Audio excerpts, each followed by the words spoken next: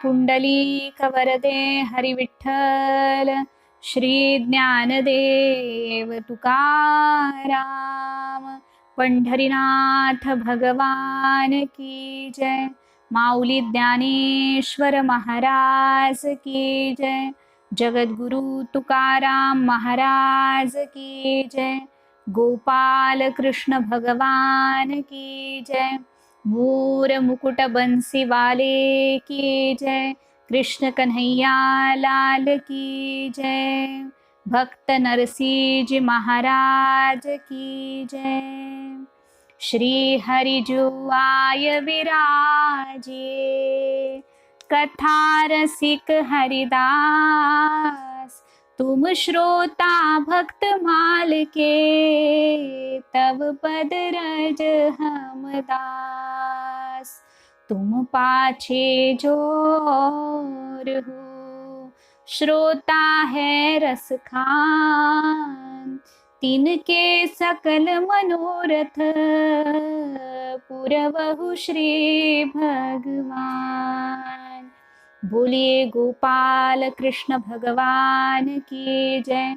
भक्त नरसिंह जी महाराज की जय।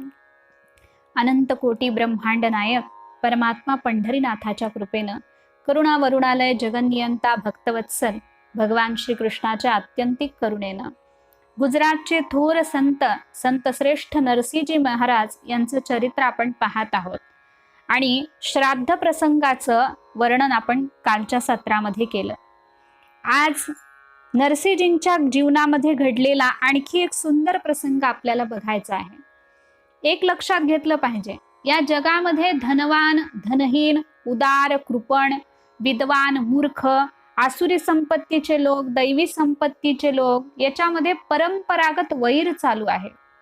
संतांचा द्वेष करणारे तोही नाहक निरर्थक द्वेष करणारे या जगामध्ये कमी नाहीत। संतांनी कुणाचं काहीही बिघडवलेलं नसतं तरीही लोक त्यांचा द्वेष करतात। अर्थात द्वेष करणं हा दुष्टांचा स्वभावच असतो। संत त्याला बळी पडत नाहीत, लक्षात घ्या। मग असाच एक प्रसंग नरसिंहजीच्या जीवनामध्ये घडलेला आहे। एकदा नरसिंहजी भजन करत बसले होते आणि आज आपल्या मुलाला श्यामलदासाला सांगत होते, फार महत्वाचा उपदेश सांगत होते। मन त्याग हरि विमुखन को संग रे बचलो संतन के संग प्रेम पंथ रे। मन त्याग हरि विमुखन को संग रे चलो संतन के संग प्रेम पंथ रे। दुर्जन को संग अति घातक भयंकर। दुर्जन को संग अति घातक भयंकर जैसे कि विषधर भुजंग रे चलो संतन के संग प्रेम पंथ रे। मन त्याग हरि विमुखन को संग रे चलो संतन के संग प्रेम पंथ रे। मुलाला सांगत होते, बाळ हरिविमुखाचा त्याग करून टाक, संग सोडून टाक आणि संतांच्या संगानं संतांच्या बरोबरीनं प्रेमपंथावर तू चालायला लाग। का असं? दुर्जन को संग अति घातक भयंकर। दुर्जनाचा संग अति घातक असतो आणि भयंकर असतो। कशा प्रकारे? जैसे की विषधर भुजंग रे। जसा सर्प असतो तसा दुर्जनाचा संग हा अत्यंत घातक असतो, म्हणून संतांच्या संगतीला लाग। बिच्छू के पूंछ विष सर्पन के दंत विष। विंचवाच्या शेपटीमध्ये विष असतं आणि सर्पाच्या दातामध्ये विष असतं, पण दुर्जनाच्या अंगामध्ये विष भरलेलं असतं, म्हणून दुर्जनाचा संग टाळावा आणि संतांचा संग करावा हा महत्वाचा उपदेश नरसिंहजी करत होते। आणि इतक्यात असं झालं की त्या जुनागडमध्ये वृंदावन वरून काही साधूंची मंडळी तिथं आली। साधू सगळे होते, मोठं मंडळ आहे त्यांचं। ते सगळे साधू जुनागडमध्ये आले। ते चालले होते वृंदावन वरून द्वारकेला। त्यांना त्यांच्या सद्गुरूच्या पुण्यतिथीचा उत्सव हा द्वारकेमध्ये साजरा करायचा होता आणि त्यासाठी त्यांनी काही पैसे जमवले होते। ते पैसे घेऊन ते आता द्वारकेला जाणार होते, पण त्यांना रस्त्यात कुणीतरी सांगितलं की द्वारकेचा रस्ता फार बिकट आहे, मध्ये लुटारू असतात, जर कुणी लुटलं तर तुमचे सगळे पैसे जातील असं साधूंना सांगितलं. मग साधूंनी विचार केला, आपण जाता जाता जुनागडमध्ये थांबू आणि जुनागडमध्ये थांबल्यानंतर आपण तिथं एक हुंडी लिहून घेऊ. जर कुणी श्रेष्ठ आपल्याला व्यक्ती दिसला, धनवान व्यक्ती दिसला, ज्याची द्वारकेला ओळख आहे, अशाकडून आपण हुंडी लिहून घेऊ. मग सगळ्या साधूंनी ते ठरवून जुनागडला आले. साधूंनी जुनागडमध्ये प्रवेश केल्याबरोबर एक मोठं वडाचं झाड होतं आणि प्रत्येक गावामध्ये असतं तसं त्या वडाच्या झाडाखाली अशी काही मंडळी बसली होती. आता काही चांगली मंडळीही बसते कधी कधी आणि काही दुष्ट मंडळी बसते. तसं जुनागडला नरसिंहजीचा द्वेष करणारी मंडळी भरपूर होती, म्हणून काही चांडाळ चौकडी लोक तिथं बसले होते. त्यात सगळ्यांनी बघितलं की अरे म्हणे साधू आलेत, म्हणजे नक्कीच हे नरसिंहजीकडे जाणार. आता यांचं काय काम आहे हे आपण आधीच विचारून घेऊ. मग सगळेजण धावत धावत त्या साधूकडे गेले, खोटा खोटा नमस्कार केला, विचारलं, महाराज आपल्या पवित्र चरण स्पर्शाने आमचं जुनागड पवित्र झालं, काय काम आहे, कसं काय येणं केलं सांगा. दुष्ट गोड बोलायला लागले. जेव्हा दुष्ट गोड बोलतात तेव्हा माणसानं सावध झालं पाहिजे, कारण त्यांच्या मनातला हेतू वेगळा असतो. पण साधूसी न कळे दुर्जनाची बुद्धी, साधूला दुर्जनाची बुद्धी कळत नाही. साधूंना वाटलं ही चांगली माणसं दिसतायत, सज्जन दिसतायत, म्हणून साधूला नमस्कार करतायत. साधूने सांगितलं, अहो खूप कृपा झालीत म्हणे तुम्ही आलात, आम्हाला जायचंय द्वारकेला आणि आमच्याकडे काही पैसे आहेत, ते पैसे द्वारकेला नेणं सुरक्षित नाहीये असं आम्हाला काही लोकांनी सांगितलं. तर आम्हाला तुमच्या गावामध्ये कुणी असं भेटेल का जे हुंडी लिहून देईल, ज्याची द्वारकेला ओळख आहे, किंवा जो मोठा सेठ आहे असं कोणी भेटेल का?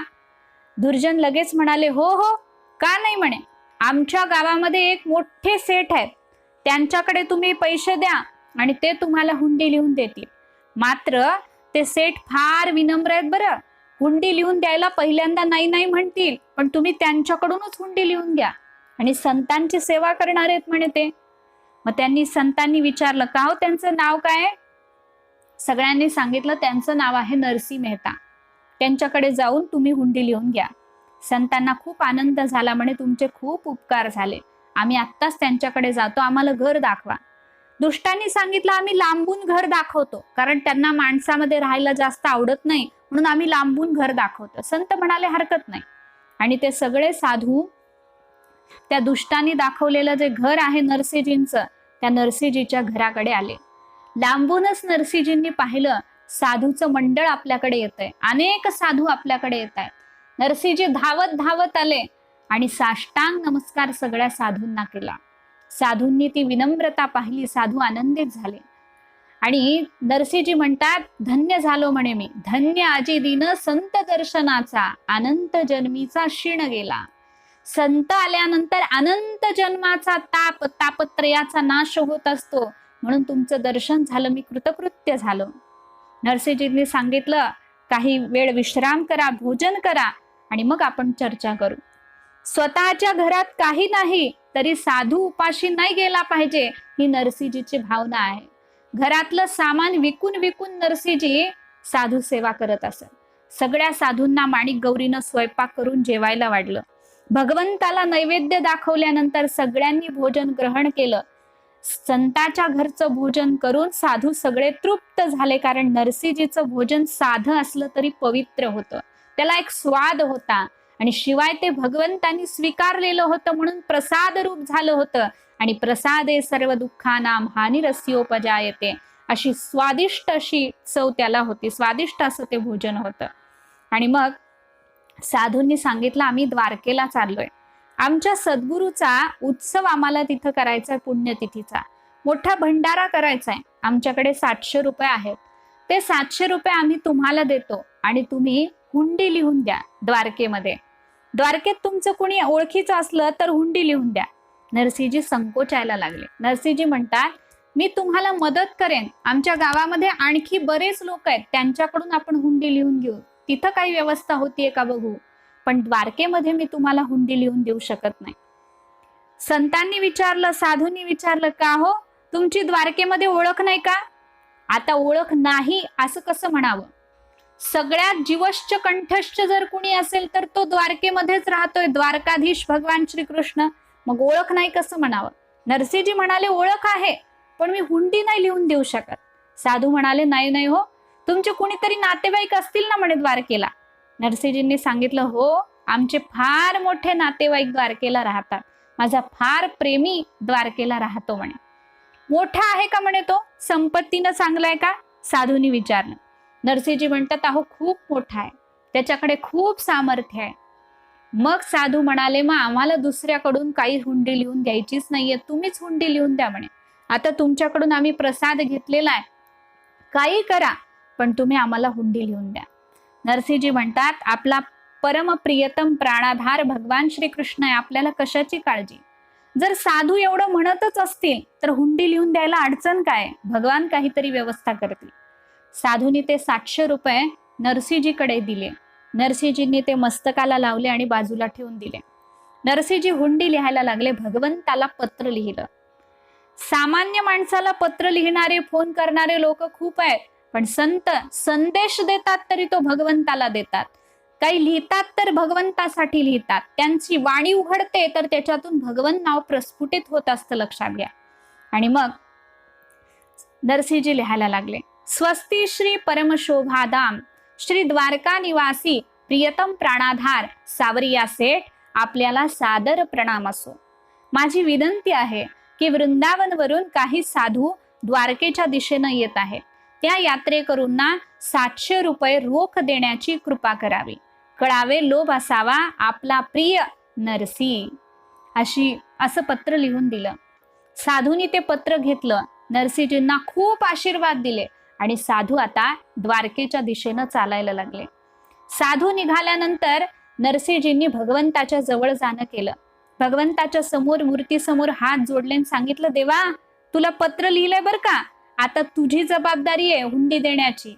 आणि मग प्रार्थना सुरू केली नरसिंहजींनी.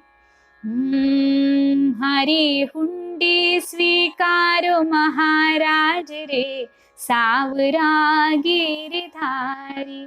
मारी हुंडी स्वीकारो महाराज रे, सावरा गिरधारी. मने एक छे थारो आधार रे, सावरा गिरधारी. देवा, माझी हुंडी स्वीकार म्हणे. का? कारण तू अनेकांना मदत केलेली आहेस. राखी पत प्रल्हाद की धर नरसिंह अवतार. नरसिंह अवतार धारण करून तू प्रल्हादाचं रक्षण केलं. कसं रक्षण केलं देवा? खंब फाड कर प्रगट भयो, तारो भूमी को सारो भार रे. खांबातून तू प्रगट झालास म्हणे देवा. स्तंभाभ्यंतर गर्भ भाव निगद व्याख्यात तद्वैभवी, यः पांचानन पंचजन्य वपुषा व्यादिष्ट विश्वात्मतः, प्रल्हादाभिहितार्थ तत्क्षण मिलत दृष्ट प्रमाणम हरिः, सोव्याद शरदिंदु सुंदर तनु सिंहाद्री चूडामणी. देवा, हे सगळं मला माहिती आहे, त्यामुळे भक्ताचा रक्षण करता तूच आहे. मग विचारशील, देवा तुझ्याकडे काय आहे?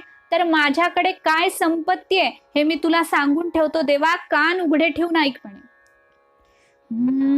पूंजी गोपी चंदन तुलसी सुनेरो हार, साचा गहना सावरा, साचा गहना सावरा.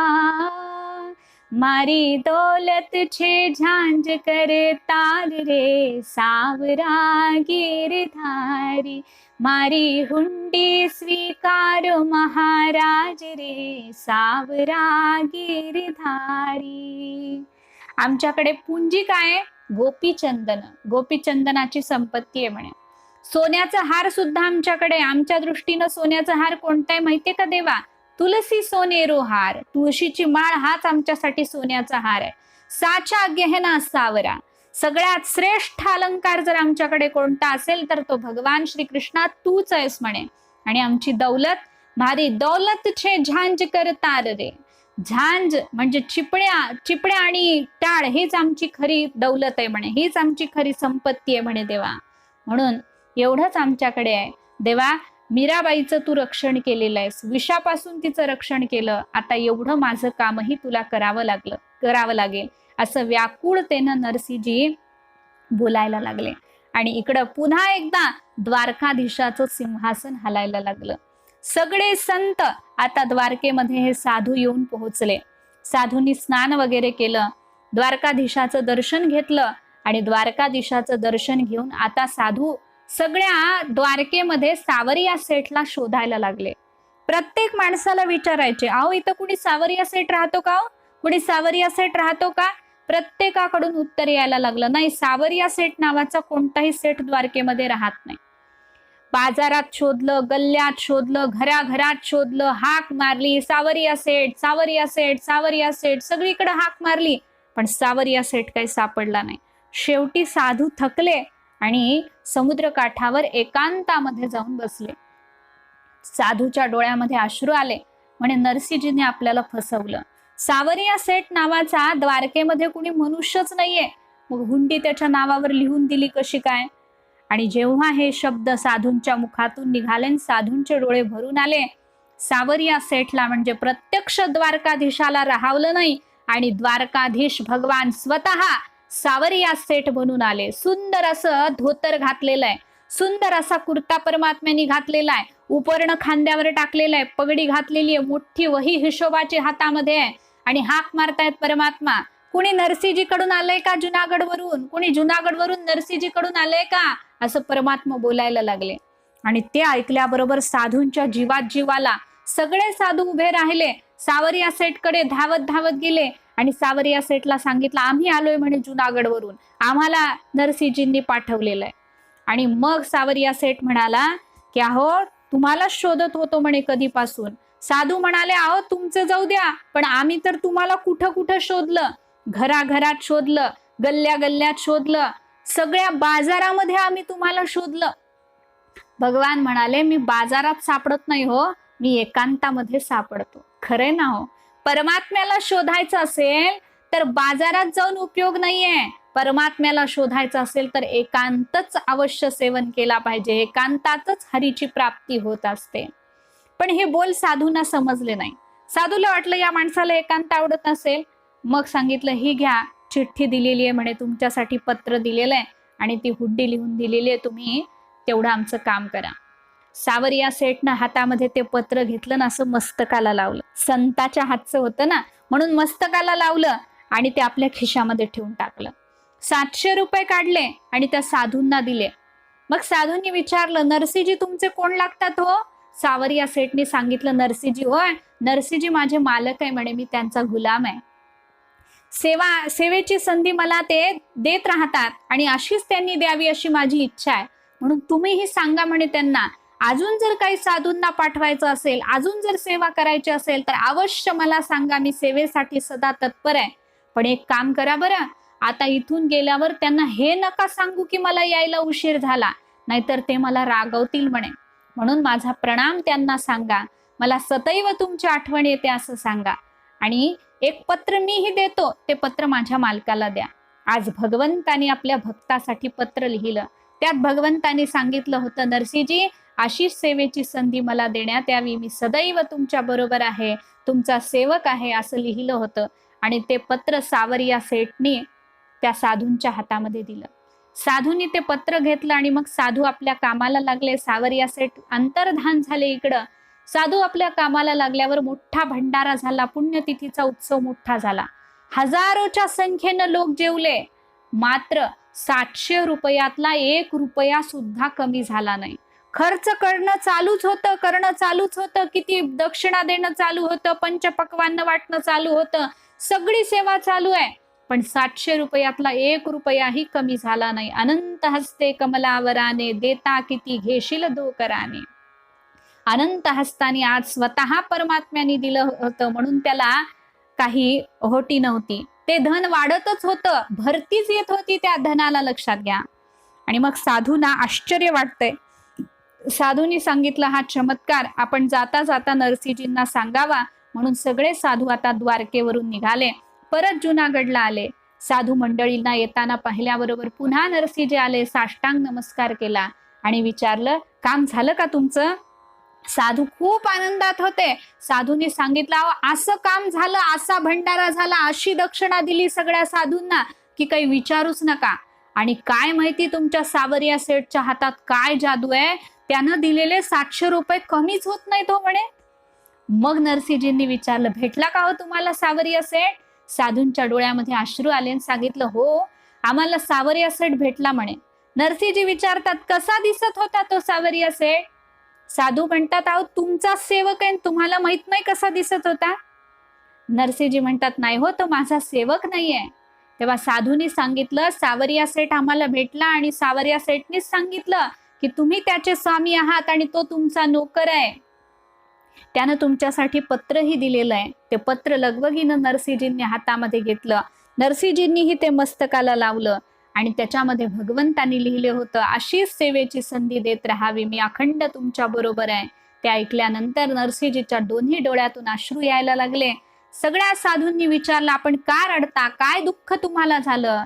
तेव्हा नरसिंहजींनी साधूंना सांगितलं, अहो जो सावरिया सेठ तुम्हाला हुंडी द्यायला आला होता, पैसे द्यायला आला होता, तो दुसरा तिसरा कोणी नसून प्रत्यक्ष द्वारकाधीश भगवान श्रीकृष्ण होता.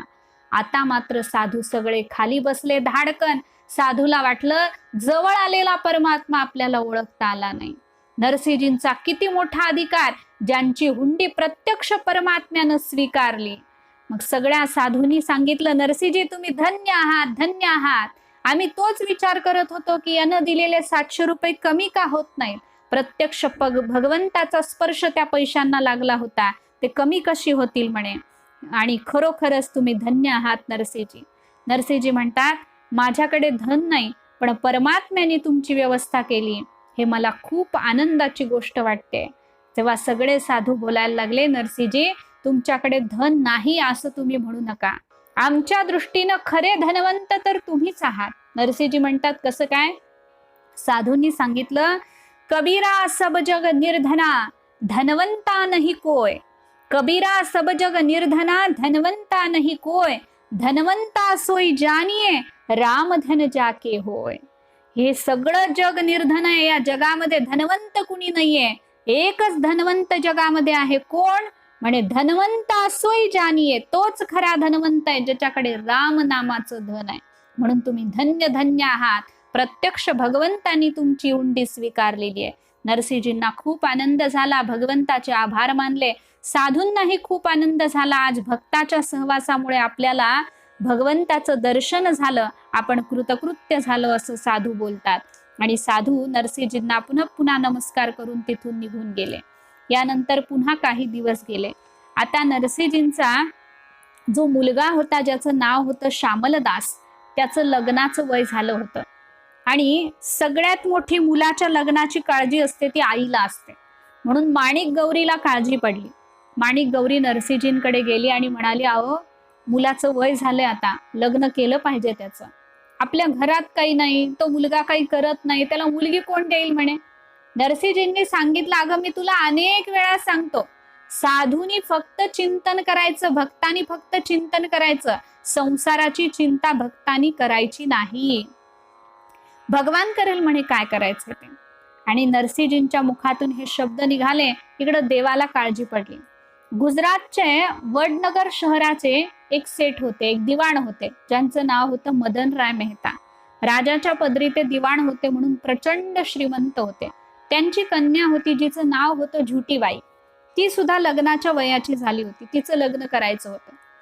त्या मदनराय मेहत्यांनी आपल्या नातेवाईकांना विचारलं, हिला वर शोधायचं आहे म्हणे, चांगल्या मुलाला मुलगी द्यायची आहे, तर कुणाला मुलगी द्यावी, कुठं चौकशी करावी. नातेवाईकांनी सांगितलं, एक काम करा, तुम्ही जुनागडला संपर्क साधा, तिथं आपली 700 घरं आहेत आणि तिथं काहीतरी व्यवस्था होईल. मग मदनराय मेहत्याला लक्षात आलं की जुनागडमध्ये आपला एक मित्र राहतो, ज्याचं नाव आहे शारंगधर. त्या शारंगधराकडे एक पत्र लिहू आणि दीक्षिताबरोबर ते पत्र पाठवून शारंगधराला मुलगा पाहण्याची जबाबदारी आपण सोपवू. मग दीक्षिताला एका पुरोहिताला पाठवलं, पत्र लिहिलं आणि शारंगधराकडे तो दीक्षित आला. शारंगधर जो होता तो नरसिंहजींच्या विरुद्ध होता, नरसिंहजींचा द्वेष करणारा होता. आणि शारंगधराला पण एक मुलगा होता. शारंगधराला वाटत होतं की त्या मदनराय मेहत्याची मुलगी झुटीबाई हिचा विवाह आपल्या मुलाबरोबर व्हावा. मग शारंगधरांनी प्रथम त्या पुरोहिताला आपला मुलगा दाखवला, पण पुरोहितांनी पाहिलं की तो व्यसनी आहे म्हणून त्या मुलाला नकार दिला. मग सारंगधराला पुरोहितांनी सांगितलं अजून मुलं बघू. अनेक घरं दाखवली सारंगधरानं. जिथं जिथं जायचं तिथं तिथं पुरोहितानं काहीतरी काढायचं आणि सांगायचं हा मुलगा नाही चांगला, तो मुलगा नाही चांगला. सारंगधराच्या मनामध्ये पाप आलं. सारंगधर बोलायला लागला की यानं माझ्या मुलाला नाकारलं. एवढी मुलं मी जुनागड मधली दाखवली त्या सगळ्यांनाही नाकारलं. आता या दीक्षिताची पण मी जिरवतो आणि त्या मदनराय मेहत्याचीही मी जिरवतो म्हणे. सारंगधर म्हणाला एकदा पुरोहिताला, त्या दीक्षिताला, की सगळी घरं दाखवून झाली म्हणे, आता एक जाती प्रमुखाचा मुलगा राहिलाय तेवढा बघून घेऊ म्हणे. अहो काय विचारता, त्यांच्याकडे काही कमी नाहीये. घराला सोन्याचा कलश आहे म्हणे. नाव ही श्रेष्ठ आहे, नरसिंह मेहता. त्यांचा मुलगा आहे म्हणे श्यामलदास नावाचा, भगवत भक्त आहे, कुलीन आहे. त्याला मुलगी द्या म्हणे झुटीबाई. आता यांच्या घरात काही नाही हे याला माहित होतं, पण मुद्दाम सांगून टाकलं. आणि मग पुरोहितानं सांगितलं ठीक आहे, आता एवढी मुलं बघितलेत, एक मुलगा बघून घेऊ. आणि मग नरसिंहजींच्या घरी सारंगधर तो त्या दीक्षिताला घेऊन आला. घराच्या दरवाजावर आल्याबरोबर सारंगधरांनी सांगितलं त्यांना माणसं जास्त आवडत नाही, ते एकांतात राहणारे ते आहेत, तुम्हीच जाऊन काय ते ठरवा. आणि मग तो पुरोहित नरसिंहजींच्या घरामध्ये गेला. घरामध्ये प्रवेश केला तर धूप दीपाचा सुगंध येत होता. सुंदर भगवंताची पूजा केलेली होती. श्यामलदास भगवंताच्या समोर बसून भजन करत होते. नरसिंहजी ही भजन करत होते. माणिक गौरी ही भजन करत होती. भक्तिमय वातावरण पाहिल्यानंतर पुरोहिताला अत्यंत आनंद झाला. भक्ताच्या घरामध्ये पवित्रता असते म्हणून घरामध्ये गेल्यानंतर सगळ्यांना आनंद होत असतो. भगवंताचे सुंदर विग्रह पाहिल्यानंतर पुरोहितांनी प्रथम जाऊन भगवंताच्या विग्रहाला नमस्कार केला आणि नरसिंहजींना सांगितलं मी वडनगरहून आलेलो आहे. मदनराय मेहता यांची कन्या आहे झुटीबाई, तिच्यासाठी वर बघायला मी आलेलो आहे आणि तुमचा मुलगा लग्नाचा आहे मला असं कळलं म्हणून मी इथं आलेलो आहे. कुठे आहे तुमचा मुलगा? नरसिंहजींनी श्यामलदासाकडे हात दाखवला आणि सांगितलं हाच माझा मुलगा, याचं नाव आहे श्यामलदास. श्यामलदासांनीही जय श्रीकृष्ण म्हणून नमस्कार केला. पुरोहितांनी श्यामलदासाला पाहिल्याबरोबर पुरोहिताच्या मनात श्यामलदासांनी घर केलं. दिसायला श्यामलदास अतिशय सुंदर होते. पुरोहितानं ठरवलं की मुलगी द्यायची तर याच कुटुंबामध्ये द्यायची, कारण कुटुंब कुलीन आहे, भगवत भक्त आहे. मग पसंती झाली. पुरोहितानं सांगितलं सगळी जबाबदारी माझ्यावरच सोपवलेली आहे मदनराय मेहत्यानं, म्हणून भक्तराज मदनरायाची कन्या झुटीबाई हिच्याशी मी श्यामलदासाचा संबंध करत आहे म्हणून एक श्रीफल दिलं आणि सुवर्ण मुद्रा दिल्या. नरसिंहजींनी माणिक गौरीकडे पाहिलं आणि माणिक गौरीला बोलायला लागले बघ भगवंतानी घर बसल्या बसल्या स्थळ आणून दिलं. पुरोहित आनंदानं पुन्हा निघून गेला, परत निघून गेला. आणि इकडं श्यामलदासाचं लग्न ठरलं. पुरोहित सांगून गेला होता की लग्नाची तारीख आणि त्याबद्दलचं पत्र तुम्हाला लवकरच पाठवण्यात येईल. नरसिंहजी आता हरिभजनामध्ये तल्लीन झाले. माणिक गौरी मात्र लग्नाची तारीख कधी येते याची वाट बघते. श्यामलदासही हरिभजनामध्ये तल्लीन आहे. इकडं नरसिंहजीच्या मुलाचा वडनगरच्या दिवाणाच्या मुलीशी संबंध झाला हे पाहून सगळे जुनागड मधले नरसिंहजींचे द्वेषी ब्राह्मण संतापले. सारंगधराला जाऊन सांगितलं अहो तुम्ही त्याची जिरवायला गेलात ना, आता खरंच लग्न ठरलं. दिवाणाची कन्या श्यामलदासाला मिळणार, नरसिंहजीची सून होणार, म्हणजे त्यांच्याकडे संपत्ती येणार.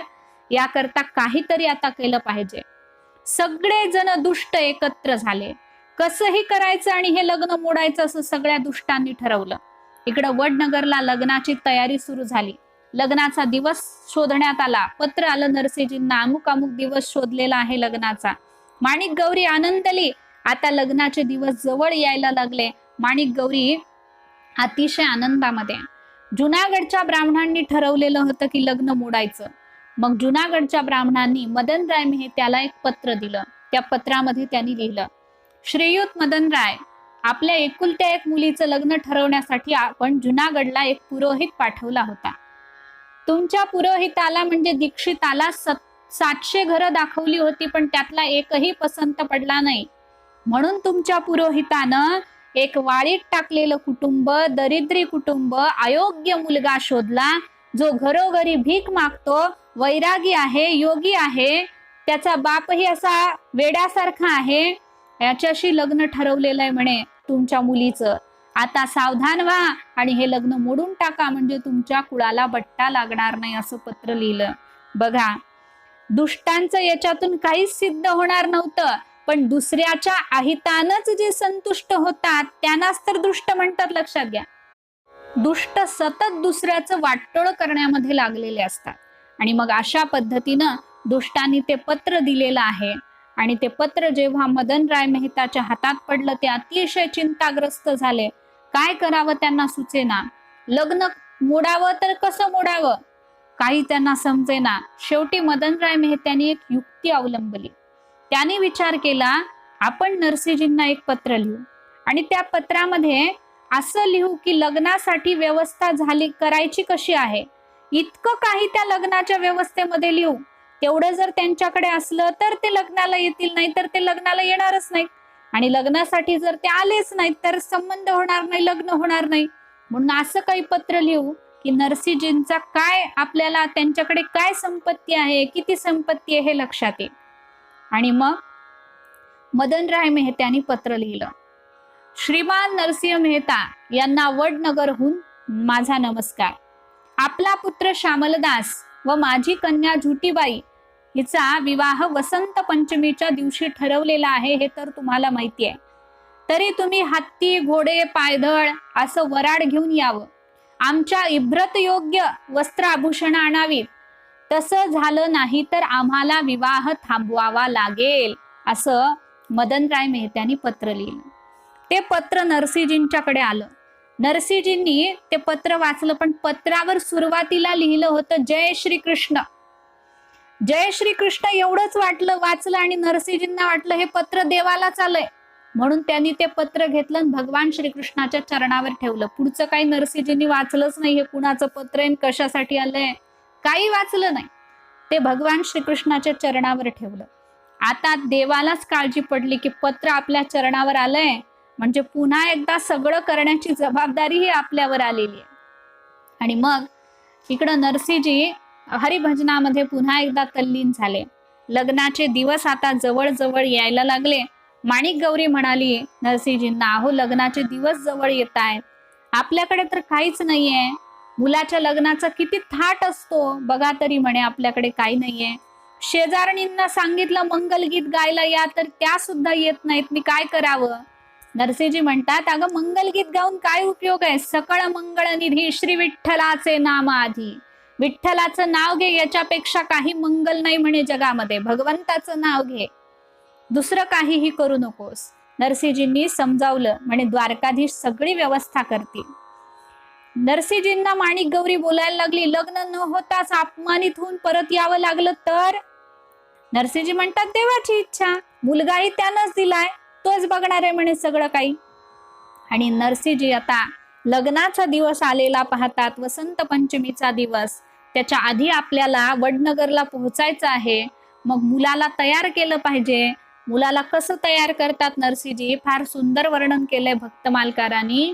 म्हणे मुलाला घालायला श्यामलदासाला नवीन वस्त्रही नव्हती, जुनीच वस्त्र, पण ती सगळी चांगली धुवून दिली माणिक गौरीनं. धुतलेली वस्त्र, जुनीच वस्त्र नरसिंहजीच्या मुलाने श्यामलदासजी घातलेली आहे. नरसिंहजींनी सुंदर असं चंदन लावलं, मोठ्ठच्या मोठं चंदन लावलं श्यामलदासाला. तुळशीची एक माळ होती, आणखी 4-5 तुळशीच्या माळा आणल्या आणि त्या गळ्यामध्ये घातल्या. श्यामलदासाच्या हातामध्ये टाळ दिले आणि 16 साधू जे त्यांच्या बरोबर होते त्या 16 साधूंना सांगितलं, नवऱ्यात मुलाच्या बाजूने राहा म्हणे. आणि एवढं सगळं तयार केल्यानंतर नरसिंहजी मुलाला म्हणायला लागले, श्यामलदासा, अरे खरोखरच चांगला नवरा दिसतोस बरं तू. अद्भुत शृंगार तुझा झाला, जणू काय तुझं भगवंताशीच लग्न होणार आहे असं वाटायला लागलं. जगातला हा पहिला नवरा असेल असा तयार झालेला, मला तरी असंच वाटतं. बघा ना, जुनी वस्त्र, चंदन, तुळशीच्या माळा, नाहीतर नवऱ्या मुलाचा काय थाट असतो. आधीपासूनच फेशियल सुरू होतं, अमुक सुरू होतं, तमुक सुरू होतं. पण तो नरसिंहजींचा मुलगा होता म्हणून अद्भुत शृंगार आज केला होता, भक्ताचा शृंगार केलेला होता. जुनागडच्या लोकांनी पाहिलं, जुनी वस्त्र त्यानं घातलेली आहेत, तुळशीच्या माळा घातलेल्या आहेत, मोठं चंदन लावलेलं आहे. लोक टाळ्या देऊन देऊन हसायला लागली, म्हणे आता याची फजिती होणार. लोकांच्या आनंदालाच पारावार राहिला नाही. आणि मग सगळेजण टाळ्या वाजवायला लागले. नरसिंहजींना वाटतात आपल्या मुलाला बघून यांना आनंद झालाय म्हणूनच सगळे टाळ्या वाजवतात. आणि नरसिंहजी आता जुनागड मधून निघाले. इकडं नरसिंहजींच्या प्रतिष्ठेचा प्रश्न होता आणि नरसिंहजींनी माणिक गौरीला सांगितलं होतं की सगळं काही द्वारकाधीश करणार आहे. आता पुन्हा द्वारकाधीशाची जबाबदारी वाढली आणि जुनागड पासून थोडं दूर आल्यानंतर हे 16 साधू, नरसिंहजी, माणिक गौरी, श्यामलदास आणि छोटी मुलगी रत्नाबाई हे सगळेजण चालले होते. एवढंच वराड होतं नरसिंहजी बरोबर. हे सगळेजण जेव्हा चालले होते, थोडं जुनागड पासून पुढे आल्यानंतर एक मोठं वराड नरसिंहजींना दिसलं. माणिक गौरीने विचारला, हे काय एवढी माणसं, सगळी अशी देवी देवतांसारखी दिसत आहेत, कुठून आली ही माणसं? नरसिंहजी म्हणाले, कुठल्या तरी श्रीमंताचं लग्न असेल, त्याचं वराड असेल म्हणे. तसंच तर दिसतंय, सगळं काही यांच्याकडे तशीच तयारी दिसते. इतक्यात तिथला एक सुंदर पुरुष नरसिंहजीकडे धावत धावत आला. असं सौंदर्य होतं पुरुषाचं की काही विचारूच नका. तो म्हणाला, नरसिंहजी, नरसिंहजी, काय हो म्हणे, आम्हाला लग्नाला बोलवलं नाही तुम्ही?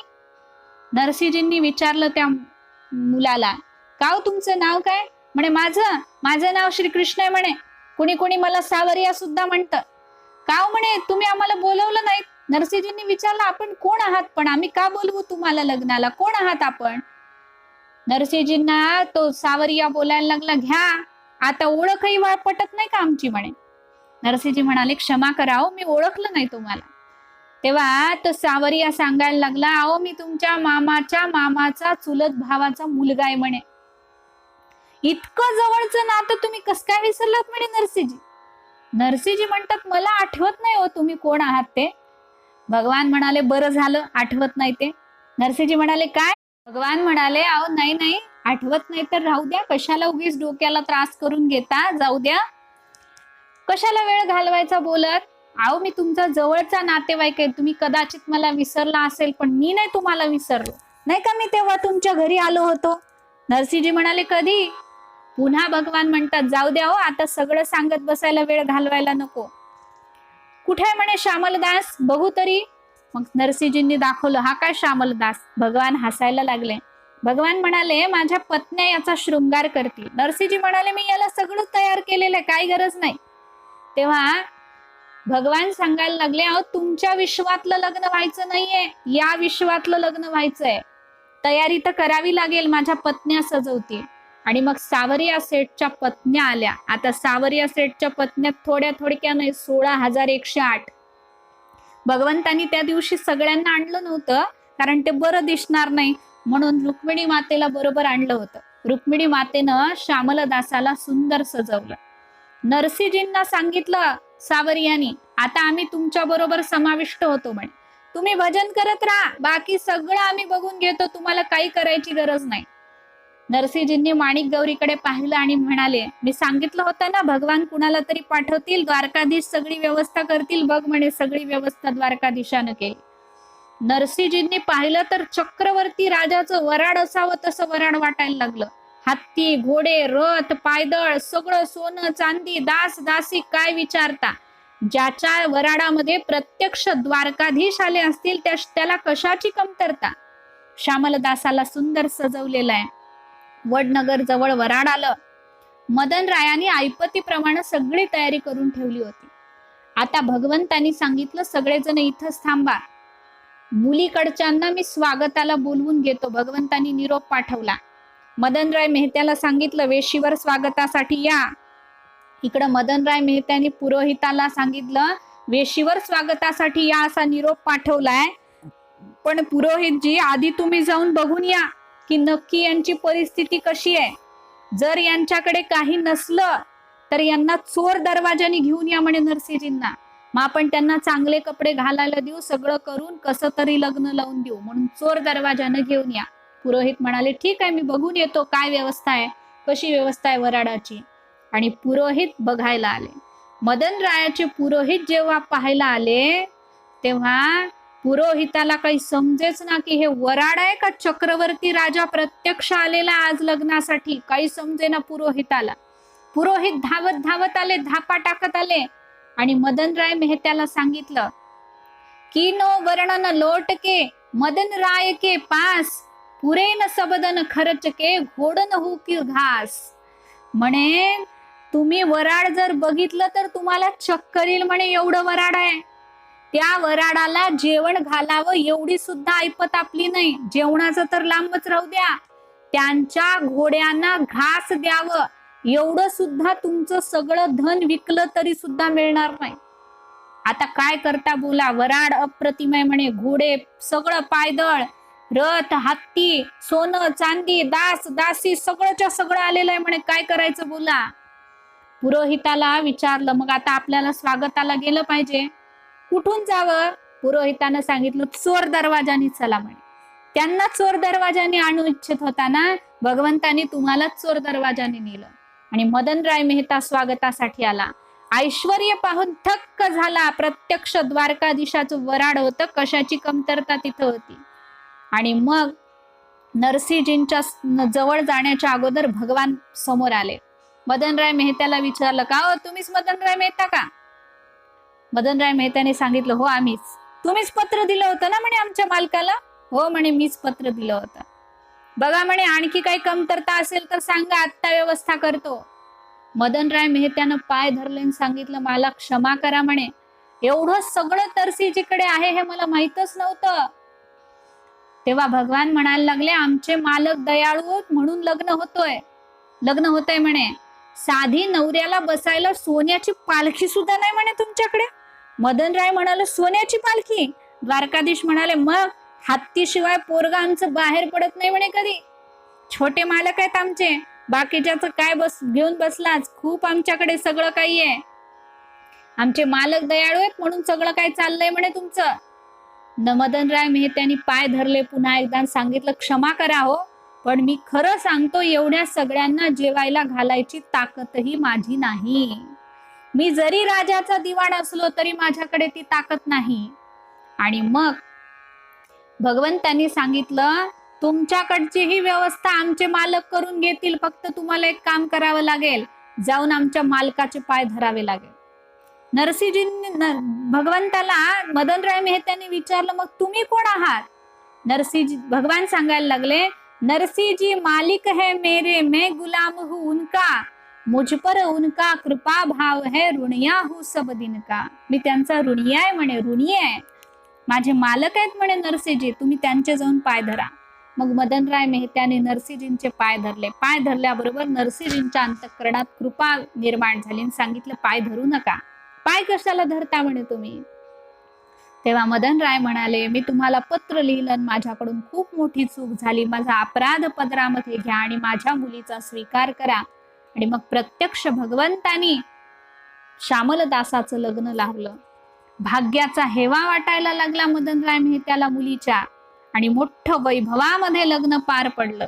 वस्त्र अलंकारानं मुलीची पाठवणी झाली. मदनराय मेहता खूप रडायला लागले.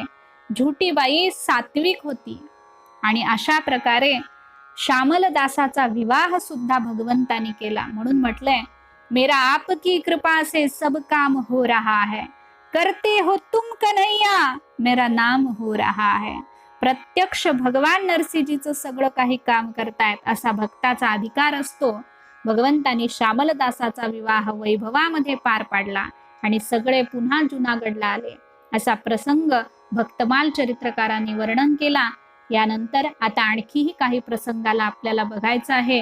पुढचा प्रसंग हा अत्यंत करुणामयी प्रसंग आहे. तो प्रसंग आपण उद्याच्या सत्रामध्ये पाहणार आहोत. आजची झालेली सेवा भगवंताला समर्पित करते आणि माझ्या वाणीला पूर्ण विराम देते.